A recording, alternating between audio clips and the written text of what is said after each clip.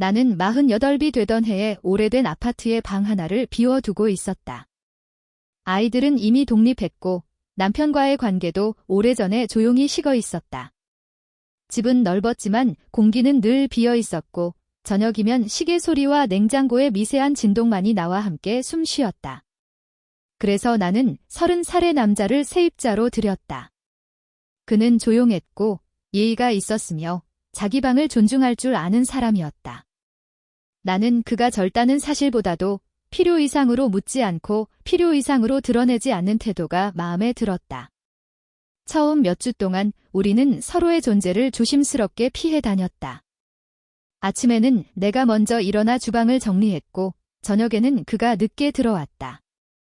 간혹 현관에서 마주칠 때면 서로 고개를 끄덕이는 정도였다. 그 침묵이 이상하게도 편안했다. 나를 판단하지 않는 침묵, 내 나이를 재지 않는 침묵이었다. 나는 그 침묵 속에서 오히려 내 몸과 마음의 소리를 더 또렷이 듣게 되었다. 시간이 흐르며 작은 변화들이 생겼다. 그의 발소리를 알아차리게 되었고 그가 샤워를 마치고 나올 때 남기는 물기 어린 공기의 냄새가 낯설지 않게 느껴졌다. 나는 내 방에서 혼자 있을 때 예전에는 잊고 지내던 나 자신의 감각을 다시 인식했다. 거울 앞에 서서 머리를 묶고 풀며 어깨와 허리의 선을 천천히 바라보았다. 젊음은 사라졌지만 대신 무게와 깊이가 남아있었다. 그날은 평범한 오후였다. 햇빛이 창을 통해 길게 들어와 바닥에 금빛띠를 만들고 있었다. 나는 샤워를 마치고 방으로 돌아와 수건을 풀어놓은 채 잠시 서 있었다. 물기가 마르기를 기다리며 아무 생각도 하지 않았다. 문을 잠갔다는 확신이 있었고 그 확신이 나를 방심하게 했다. 그때 문이 조용히 열렸다. 나는 뒤돌아보지 않아도 그가 누구인지 알았다. 공기가 달라졌고 방 안의 온도가 미세하게 변했다. 몇 초의 정적이 흘렀다. 그 짧은 시간 동안 내 안에서는 수많은 생각이 스쳐갔다. 놀람, 당혹감, 그리고 설명할 수 없는 떨림.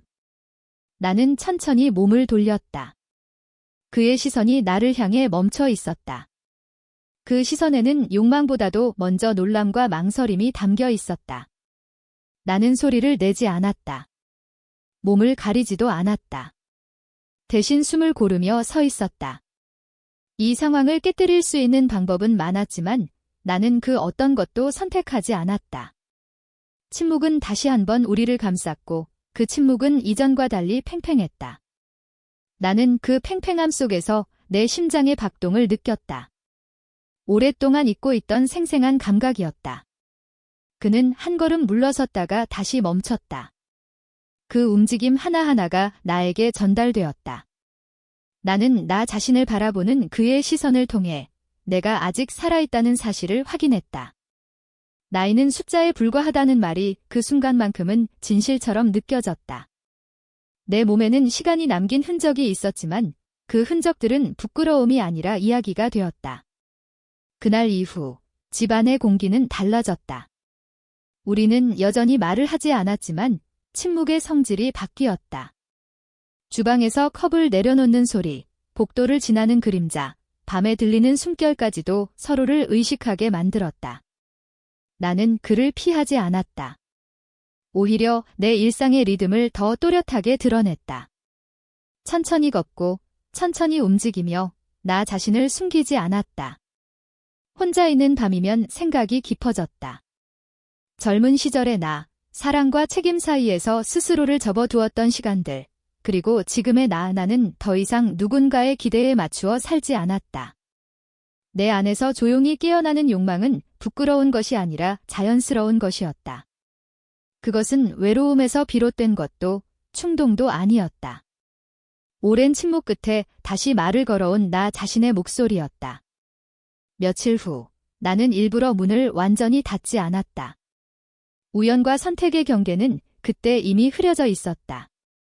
복도를 지나는 그의 기척이 가까워졌고 나는 숨을 깊게 들이마셨다. 심장은 여전히 빠르게 뛰었지만 두려움보다는 기대가 앞섰다. 이 나이에 느끼는 기대가 이렇게 선명할 줄은 몰랐다. 그날의 시작은 그렇게 조용했다. 특별한 사건이나 극적인 행동 없이 단지 서로의 존재를 인정하는 순간들이 이어졌다. 나는 내 삶의 다음 장이 열리고 있다는 것을 직감했다. 그것은 젊음의 반복이 아니라 성숙한 감정의 새로운 형태였다. 서두르지 않고 숨기지 않으며 스스로를 속이지 않는 관계의 가능성. 이 모든 것은 아직 시작에 불과했다. 나는 그날 이후로 잠들기 전마다 같은 생각을 했다. 삶은 나이를 기준으로 끝나지 않는다는 것, 그리고 마음과 몸은 여전히 서로를 향해 움직일 수 있다는 것, 그 깨달음이 나를 오래도록 깨어있게 했다.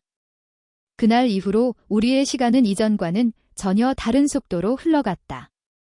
빠르지도 느리지도 않게 마치 오래전부터 그렇게 흘러야 했다는 듯 자연스러웠다. 우리는 더 이상 우연을 가장하지 않았다. 동시에 모든 것을 설명하려 들지도 않았다.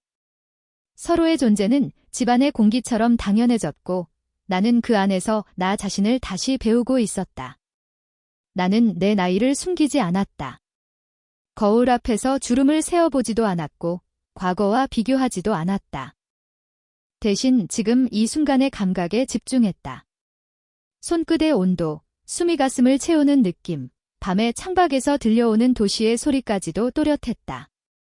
그의 젊음은 나를 위축시키지 않았다. 오히려 내가 지나온 시간들이 나를 단단하게 만들었다는 사실을 깨닫게 해주었다. 우리가 가까워질수록 나는 사랑이라는 단어를 쉽게 떠올리지 않으려 했다. 이 관계를 어떤 이름으로 부를지 정하는 순간 그것은 틀에 갇힐 것 같았다. 대신 나는 그가 내 삶에 가져온 변화들을 조용히 받아들였다.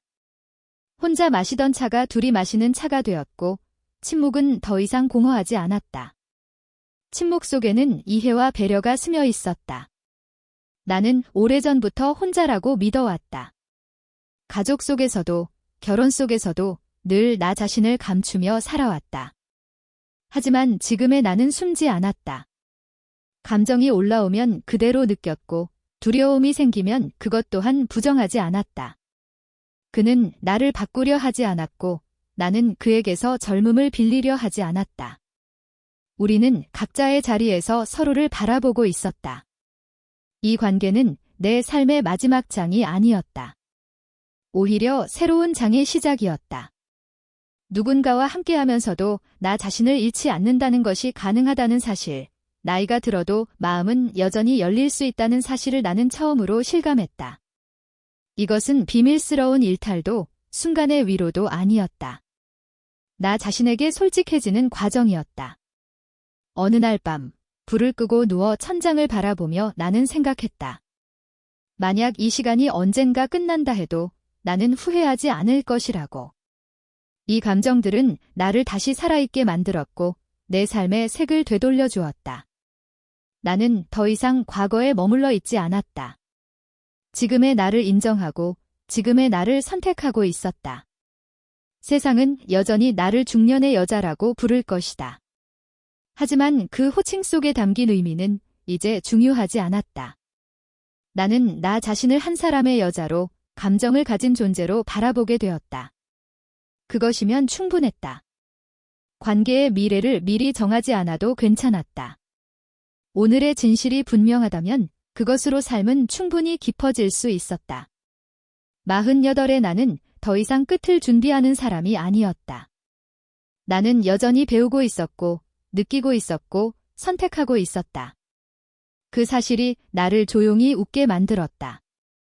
밤은 깊어갔고 집 안은 평온했다. 나는 눈을 감으며 생각했다. 삶은 언제나 예상보다 늦게, 그러나 정확한 순간에 다시 시작된다는 것을.